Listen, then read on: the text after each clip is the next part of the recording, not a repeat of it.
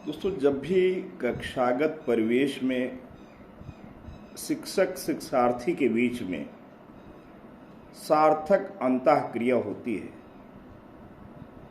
और उसके फलस्वरूप शिक्षार्थी के व्यवहार में अस्थायी परिवर्तन की बात आती है, तो हम कहते हैं कि शिक्षार्थी में अधिगम की घटना घट रही है। बच्चा सीख रहा है। बच्चा के आचार, विचार, व्यवहार और व्यक्तित्व में अगर आप परमानेंट चेंज देखते हैं तो बड़े आत्मविश्वास के साथ कहा जा सकता है कि बच्चा सीख रहा है। और ये अधिगम की जो मनोवैज्ञानिक घटना है बच्चे में घट रही है। कक्षागत परिवेश में शिक्षक का जो पुनीत प्रयास है वही बच्चे के व्यवहार में परिवर्तन के लिए जिम्मेवार होता है। शिक्षक शिक्षार्थी के बीच में जब किसी विषय वस्तु को लेकर के अंतःक्रिया होती है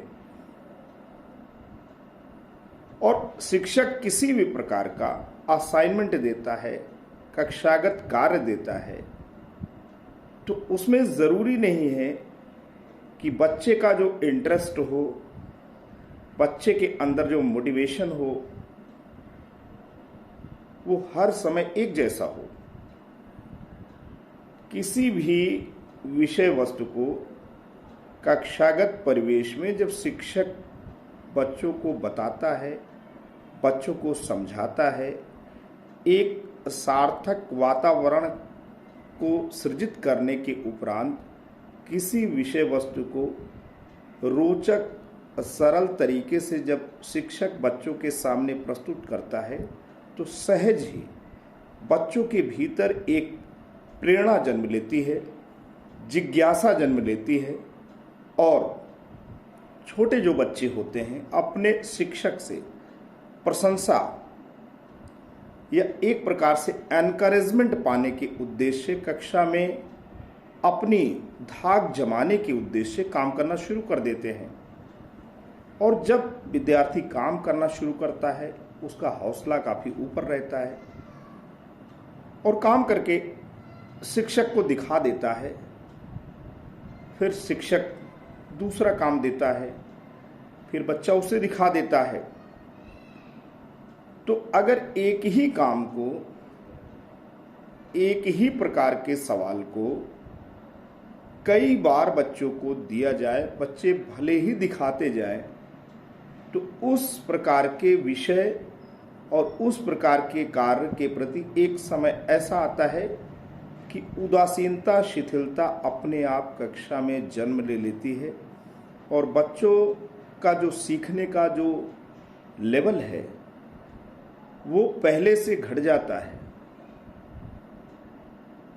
तो ये जो घटना घट रही है कि शुरू में बच्चा तेजी दिखाता है और बच्चे के व्यवहार में परिवर्तन भी आता है, बच्चा सीखता है और शिक्षक उसे सिखाता है, लेकिन एक समय ऐसा आता है कि सीखने की जो ये गति है जो ऊपर तेजी से जाती है वो प्लेटो के कंडीशन में हो जाती है। जैसे हवाई जहाज ऊपर ऐसे ऐसे उड़ता रहता है, फिर यूं इस तरीके से हो जाता है और उसके बाद एक पोजीशन दोस्तों ये आती है। तो ये जो पोजीशन बनती है इसी को प्लेटो कहते हैं। शिक्षा जगत और मनोवैज्ञानिकों की भाषा में इसको प्लेटो कहते हैं, हिंदी में इसको हम पठार शब्द कहते हैं। पठार का मतलब ये है कि जो भी बच्चा सीख रहा था, जो उसमें पहले जैसा उत्साह था, पहले जैसा जो उसमें प्रेरणा थी, पहले जैसी जो उसमें ऊर्जा थी, उसमें चीज़ें लैक हुई हैं, कम आई हुई हैं और एक ऐसी स्थिति हो गई है कि बच्चा अब सीखना नहीं चाहता है। तो सीखने की गति का मंदित हो जाना या कुछ समय के लिए रुक जाना ही पठार कहलाता है। अब ये पठार क्यों पैदा होता है? क्योंकि ये बहुत बड़ा चुनौती है, ख़ास तौर पे जो कक्षागत परिवेश में शिक्षक काम कर रहे हैं उनके सामने बड़ी चुनौती है। क्योंकि आखिरकार जो अंतःक्रिया है हमारी बच्चों से ही होनी है, बच्चों के बीच में ही होनी है। बच्चों के आचार विचार कार्यशैली में परिवर्तन लाने हैं। तो पठार बनने का कारण दोस्तों क्या है? सबसे बड़ा कारण यह है कि आपने किसी भी टॉपिक को रेस करने से पहले उपयुक्त वातावरण का सृजन नहीं किया है, बच्चों के अंदर प्रेरणा नहीं पैदा किया है, और बच्चे थक से जा रहे हैं। बच्चों को एक कंबाइंड वे में देखने की अपेक्षा एक एक बच्चे को देखना ज़रूरी है। इंडिविजुअल अटेंशन देना ज़रूरी है। और अगर आप चाहते हैं कि ये पठार ना बने तो बच्चे को कोई भी टॉपिक देने के बाद विषय परिवर्तन जरूरी है। थकान ना पैदा हो इसलिए थोड़ा आराम ज़रूरी है, क्योंकि प्रायः ये देखा गया है कि पठार बनने के बाद जब थोड़ा बच्चों को उनका उस विषय वस्तु से ध्यान हटा करके किसी अन्य विषय वस्तु की ओर ध्यान उनका लगाया जाता है तो बच्चे फिर बहुत तेज़ी के साथ सीखना शुरू करते हैं। तो ऐसी स्थिति में एक विषय वस्तु और एक शैली में पढ़ाते पढ़ाते एक मोनोटोनस एनवायरनमेंट कक्षा के परिवेश में पैदा हो जाता है। अगर त्रुटिपूर्ण शैली से शिक्षण कार्य चल रहा है तो शिक्षार्थी एक प्रकार से उसके अंदर उदासीनता पैदा होती है। तो शिक्षण की शैलियां बदलनी चाहिए।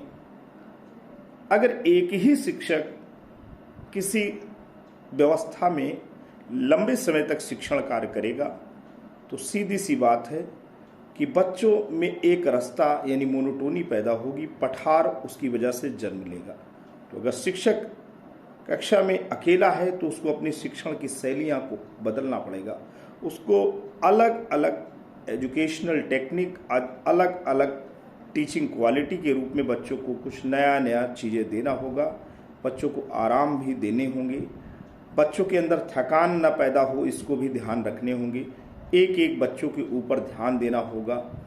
और सबसे बड़ी बात कि जो भी मटेरियल बच्चों को कंटेंट को डिलीवर किया जाए उसमें मनोवैज्ञानिक जो विधा है उसका पालन किया जाए। सरल से कठिन की ओर, रोचक तथ्यों का प्रस्तुतिकरण, बच्चों को निरंतर प्रेरित करते रहना, बीच बीच में आराम देते रहना। अगर किसी भी कॉन्सेप्ट को समझाया गया है तो उस कॉन्सेप्ट का जब तक बच्चों में आत्मसात ना हो जाए किसी नए कॉन्सेप्ट को शुरू ना करें, क्योंकि बच्चों का मन बड़ा कोमल होता है। एक प्रकार के नॉलेज को पहले वो ग्रैस्प कर लें, वेल डाइजेस्टेड हो जाए तो ही दूसरा प्रकरण शुरू करें। तो दोस्तों बहुत ही कम शब्दों में, बहुत ही कम समय में आपको सिखाने की कोशिश किया कि अधिगम की प्रक्रिया में पठार क्या होते हैं, प्लेटो क्या होते हैं। आशा है कि आपको ये कॉन्सेप्ट समझ में आया है। आप शिक्षा मनोविज्ञान की शिक्षा से संबंधित पुस्तकों में इस टॉपिक को पढ़ सकते हैं, अपने ज्ञान में वृद्धि ला सकते हैं। यहाँ इस मंच पे केवल और केवल हमारा लाइव होने का मकसद ही है कि आपको कॉन्सेप्ट के विषय में बता दिया जाए और अंदरूनी जो बातें हैं उसे आप जब ध्यान से समझेंगे तो अच्छे से ग्रैस्प कर सकेंगे। आज के लिए इतना है। वीडियो अगर अच्छा लगा हो तो लाइक करें। चैनल पे नए हैं, पहली बार विजिट कर रहे हैं तो सब्सक्राइब करें। जल्द आपके समक्ष नए शैक्षिक वीडियो के साथ पुनः हाजिर होंगे। तब तक जय हिंद, जय भारत।